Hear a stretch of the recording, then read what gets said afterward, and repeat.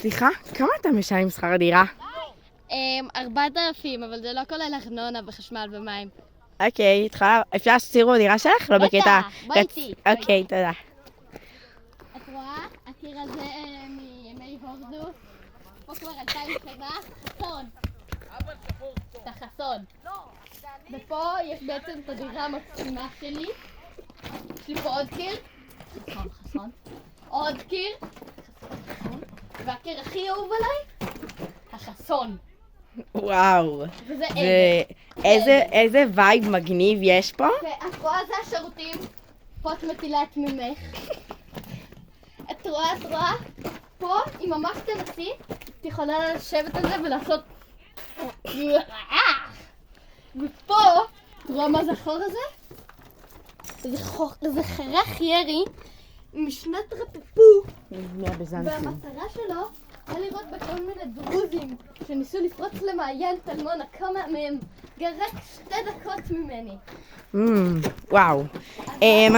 ווואי, תקשיבי, רציתי להגיד לך, יש פה וייב ממש מעניין. ובמיקום הזה זה פשוט פצצה.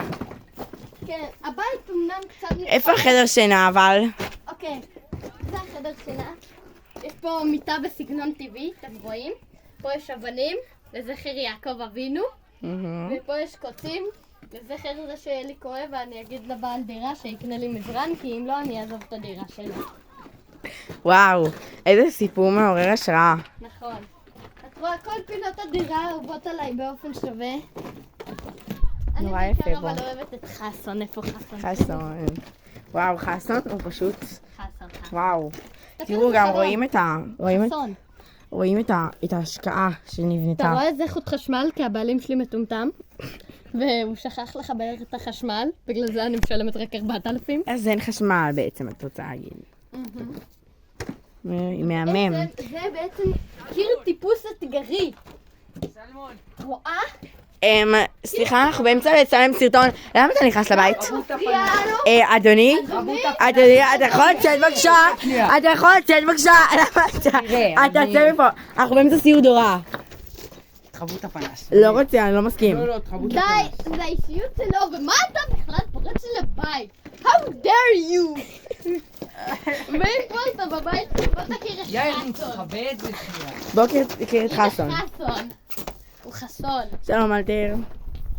מי זה? זה הילד החסון שלי. המתוק החמוד שלי, איזה חסון, אתה כמעט כמו חסון. נכון איתך. טוב, עוד משהו להוסיף? עוד משהו מעורר השראה ככה לאנשים שרוצים להצליח? את התיק הזה קניתי באאוטדור. עלה לי 59.90 לפחות. וואו, האמת עלה בסביבות ה-200. די. אני בהלם. טוב, ביי.